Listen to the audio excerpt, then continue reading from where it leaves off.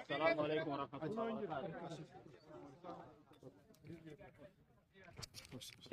بوتانو الرجل ركوني dirree iidaa magaalaan Asallaa barakuma tokkoo fi 2017 bulchiinsi magaalaa Asallaa hayyamanii ummataaf kaareen isii bal'inni isii kaaree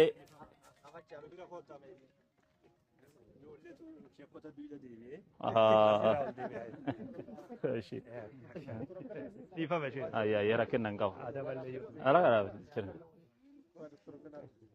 دكتور عبد الله إنجيني بدأ لك بدأ شيخ بسم الله الرحمن الرحيم الحمد لله رب العالمين الصلاة والسلام على رسول الله وعلى آله وأصحابه ومن والاه مكانك يا عبد الكريم محمد أحمد جرما اتقافة تماما مري مسلم توتا بلشين سبقالا أصلاتي dirreen nu amma irra jirtu kun dirree istaadiyoomii yookaan dirree iidaa ka bulchiinsi magaalaa Asallaa waggaa dheeraaf gaafatamaa ture bara dheeraaf gaafatamaa ture 2016 deebi'ee 2017 bu'uureffamee hektaara 10 walakkaa isaa bulchiinsi danda'ee walakkaa immoo ummanni muslimaa danda'ee waan irra jiru qulqulleessee ar'an tanaa keessummaan keenna iida ramadaana dabaree keessa salaannee hektaara kana guutee asiin bira taree afoo fuuldura kanatti mana barumsaa tokkotu ka abbaan qabeenyaa ijaaree jira.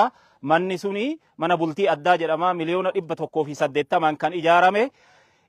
Lafa kana guutuu fudhate ummanni keenna gattaree lafa san keessa salaate. Dirree kana guutuu fudhateetiin jecha ka dadhabbiin isan daangessin ka humni isan daangessin ilma gatiitiin rabbaatee bootaa kana dhufee bootaan kun xiiqidhaan kana ol lafa kanatu jira.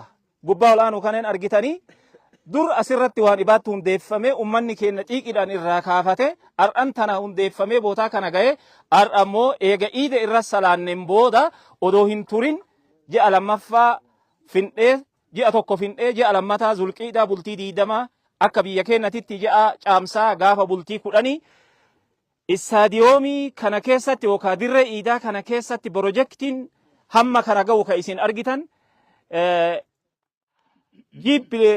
G+0 kan jedhamu elementary school eenyuun isaa kwantitiin isaa kan achirra jiru kan namni maruu argamu kammoo high school G+2 school kan jedhamu kwantitiin isaa irra jiru waan kana mara hojjetuudhaaf asirratti bara kana bu'uuressinee ar'a dhagaan bu'uura iddoo kana keessa kaayamuudhaaf asirratti kaayamuudhaaf hayyoonni kenna warri biyyi qabdu pirezidaantii Oromiyaa majlisa Oromiyaatiin kan durfamu abbootii qabeenyatiin kan durfamu ka Finfinnee ka magaalaa Adaamaa akkasuma ka Baalee kashawaa bahaa kashawaa dhihaa ka magaalaa keenna akkasuma immoo bulchisoota keenna kan magaalaa kana ka warra aanaa xiyyoo ka ganda goraa silingoo gaya guddaa taphatanii bootaa kana keessatti amman tana dhagaa bu'uuraa kaa'uudhaaf iddoo kana keessatti argamna.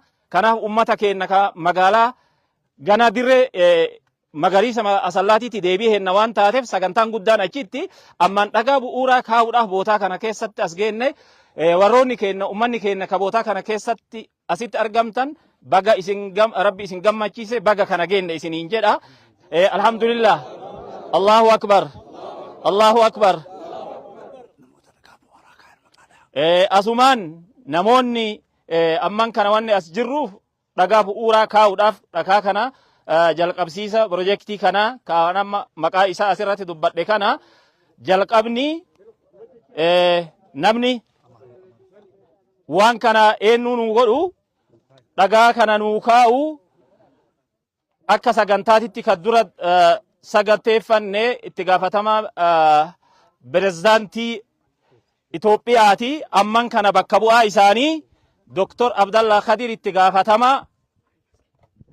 gaafatama damee barnoota federaalaa, Ustaaz Gaalii Mukhtar pirezidaantii mana marii muslimtoota naannoo Oromiyaa, muftii keenna kan Itoophiyaa akkasuma immoo akka liigii ulamaa Afrikaatitti itti aanaa kan ta'an Dr. Jaylan Khadir jara sadiin kanaan dhagaan bu'uuraa nuuf kaayama. Barakallahu fiikum. Allahu akbar.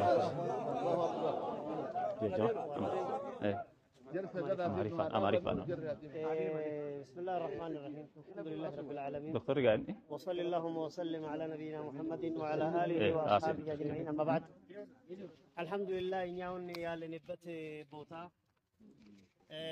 ارسيزون اسلا ከተማ መስተዳደር ጥዮ ወረዳ ተብሎ የሚጠራው ወረዳ ውስጥ ነው ያለነው። ይሄ ቦታ እንዳያችሁ ከአስፋልት ጀምሮ እስከዚህ ድረስ ለኛ ለኢዱ ቦታ እና ለተለያየ ፕሮጀክት እያያችሁ ለዚህ ፕሮጀክት ነው። ይሄ ማለት ምን ማለት ነው? ከዚህ በፊት 10 ዓመታት የሰላት ቦታ የለንም በማለት ስናቀርብ ለረጅም ጊዜ የነበረው የለውጥ መንግስታችን ይሄ ቦታ የኛን ሲሞታ ሰምቶ መልስ ለኛ የመለሰንበት ላይ ነው የምንገኘው። መንግስታችንም እናመሰግናለን። ይሄ ቦታ የገበሬ ቦታ ነው፣ ካሳ ያለው ቦታ ነው። እንደተባለው ግማሹ እኛ መንግስት እንችላለን፣ ግማሹ እናንተ ናችሁ የምትችሉ አለ። ነገር ግን እኛ መንግስታችን ሰፊ እጅ ስላለው የምንጠይቀው መንግስታችን ለኛ እንደሸፍን ነው የምንጠይቀው። አላሁ አክበር፣ አላሁ አክበር። ስለዚህ ዛሬ የመሰረተ ድንጋይ ነው የምንጥለው ይሄ ቦታ ላይ። እንዳያችሁ የኛ ፕሬዝዳንት የኦሮሚያ እስልምና ጉዳይ የኦሮሚያ ፕሬዝዳንት ሼክ ሙክታር ጋሊና ከሳቸው ጋራ የመጡ ብዙ እንግዶች ነው ያሉ። ስለዚህ እሳቸውና የፌደራል ሙፍቲ ዶክተር ጀይላን እና ዶክተር አብደላም ሌላ እንግዶችም ከሳቸው ጋራ ተጨምሮ ሼህ ሱልጣንም አሉ። የአዲስ አበባ መስተዳደር ሊቀመንበር ሼህ ሱልጣን መሃላችን ይገኛሉ። ብዙ እንግዶች ሌሎችም አሉ። ስለዚህ በአክብሮት የድንጋይ የመሰረተ ድንጋይ ለኛ እንድጥሉ በአክብሮት እንጠይቃለን ማለት ነው።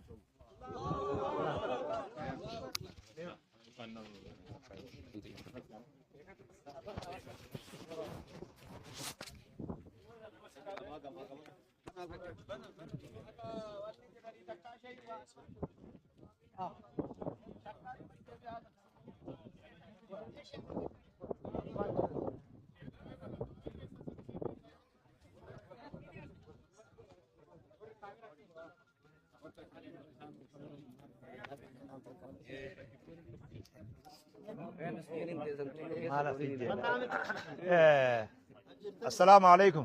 وعليكم السلام ورحمة الله وبركاته.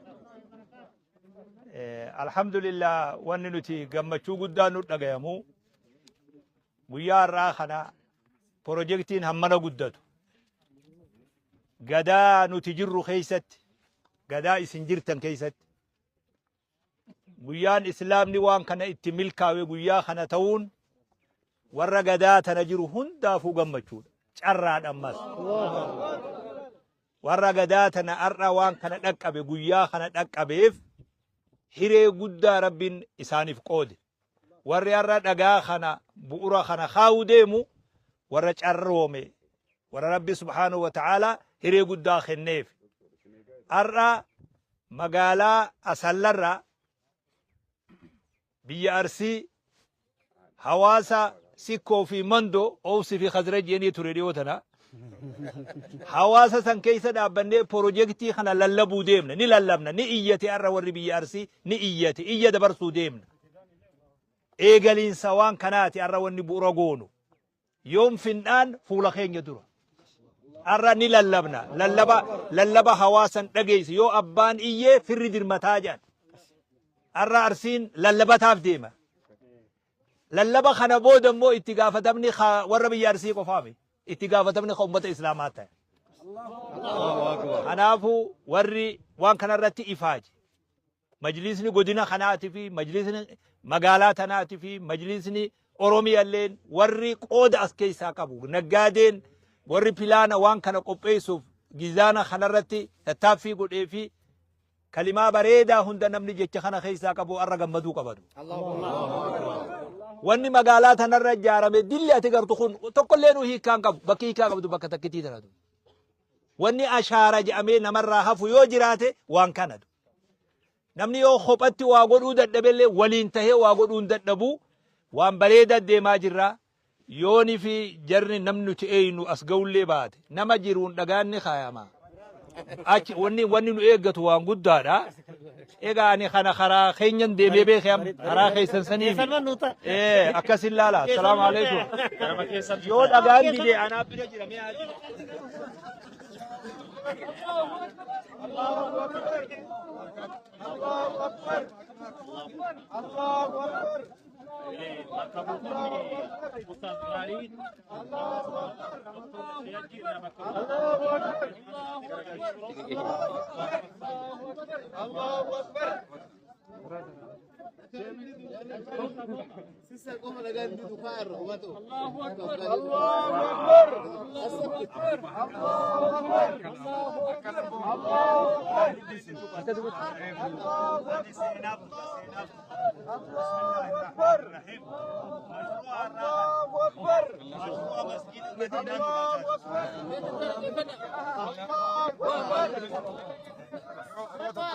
بسم الله الحمد لله الصلاة والسلام على رسول الله بكم هرّا بكتي أرجمنو بناء وضع حجر الأساسي لمركز التوفيق الإسلامي بمدينة أسلة وضع هذا الحجر رئيس المجلس الإسلامية الفيدرالي فضيلة الدكتور شيخ حجي إبراهيم توفا وفضيلة أستاذ غالي مختار رئيس مجلس الأعلى للشؤون الإسلامية بإقليم أوروميا جا كايوني هرولي جيجي في جواب دومتي توفيق إسلاميك سنتر لفا كاري كما ديباتو قرر كان قبطو لفا مقالة أسلا غراتشا سا كيست الدورو بريدة bakka kanatti bulchiinsa magaalaa Asallaa kaarii 100 ummata muslimaatiif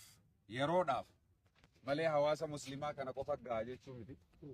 Hawaasni akka odeeffannoo qabnutti ciida soomanaa asitti salaatanii dirree kana guuteetti irraa hafee bakka biraatti mana barnoota ollaa jiru kanatti salaate. Kana jechuun ammaa hungeenye jechuudha. Nuti dhalootaaf hojjenna malee hawaasa amma jiru qofa kana qofa irratti hojjechuun qabnu waan ta'eef haa ta'u lafti Oromiyaatis bal'aa sabni keenyas hedduu inshaallah mootummaan amma jirus mootummaa nama dhagahu mootummaa gaaffii hawaasaa deebisu jennee abdii waan qabnuuf kanaa olitti illee ni kenna jenna. Kanaaf namni rabbiin galateeffannee jalqaba nama galateeffachuun qabu dura rabbi galateeffachuun dursa alhamdulillah rabbil alamin. Itti aansinee immoo nama galateeffachuunis hadiisumatu nu gorsa waan ta'eef warra kanatti ifaaje mootummaa magaalaa kana bulchaa jiru akkasuma caasaa keenya caasaa majlisaa Sheekh Abdul Karim hoogganaa majlisa magaalaa kanaa akkasuma sheeka keenya Hayyuu Qarootee Sheekh Jamaal Bashiir waliin ta'uun warri shoora kana taphattan baay'ee galatoomaa isiniin jenna. Akkuma mareefu Sheekh Amiin biroo jedhan akka mana marii dhimma Islaamaa naannoo Oromiyaatti wanni nuti asirraa isinii labsinu kun piroojeektii biyyaati malee kan asallaa qofaa miti. Hawaasni muslimaa biyya keessa jirtanuuf biyya alaa jirtan gaafa carraa akkana argannee saammannee waan barbaachisu san as keessatti waan pilaaniidhaan kaa'ame kan xumurree kan biraa gaafachuun illee namatti tola waan ta'eef kanaaf akka yeroo tuutti hin kennine namuu bakka jirurraa itti hirmaannu isiniin jenna. Haqiiqaa dubbachuuf injifannoo baay'eetu jira. Kana jechuun lafti lafee keenyaa olitti lafa argachuu jechuun nuyi carraa guddaadha.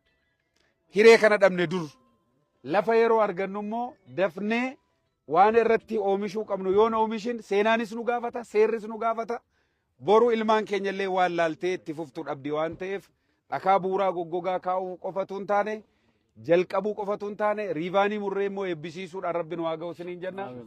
Abbootiin qabeenyaa hayyoonni aalimoonni du'aatonni Oromiyaa fi Itoophiyaa keessa jirtan hundi keessanuu በፌዴራል መጅሊስም ሆነ ሌሎቹም ክልሎች አዲስ አበባ ከተማ መጅሊስም እንዳጋጣሚ ሆኖ ዛሬ እዚህ ላይ ተጋብዘዋል እንዳሉ ነው የማውቀውና እዚህ ላይ ተረባርበን አሰላ ጥሪ አቅርባለች።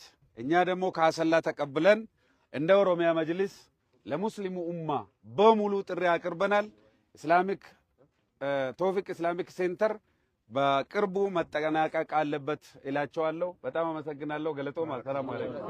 ማሻአላህ ዶክተር ያስጋኒ ጅራ ዶክተር ጂዳ ቢስሚላሂር ረህማኒር ረሂም ንጀላን ደሚና ጩፍ ከሰኑ አካ መንጉዶ አሰላት ፊ አባ አመንታ አሰላት ዱራ ገለጦማ ኡልፋታ ረቢን ጀዛ ከሰን موتين أرش الرحمن هتبت وجنا الله أكبر عالمون نكين هيون نكين أكا أوروميات أكا إثيوبيات أكا أفريقيات نفني الله أكبر أما اللي أمري نود إيرت أجنا واني أسرت يا آدم يكون هيون نكين نبي مرة كيس فجاني أكا غاريتي والله هل كان ديمني قويا ديمني بلشان قدين أرسي بلشان مقالا أسلا بلشان آنات إيو وان كان نونغيني لفكتر كون أنو كنني تهفت اللي ربهم اتجاهنا قرون نونغين نجنيني mootummaan naannoo keenya harka bal'aa qabna beenyalleen guddaan nurra jira nurra danda'an jennee abdii qabna majlisni mootummaa naannoo oromiyaa majlisni keenya nu mirkaneessitaniimi allahu akbar beenya miliyoona 32 nutti hafe jazaakumullahu khayra isaan alatti projektiiwwan kana ijaaruu fi doktorri keenya ol seenaa jiranii hagas maaf jazaakumullahu khayra rabbi isinirraa hajaalatu jenna jalaan deemina doktorri isaanii jedhanii ol seenaa jiran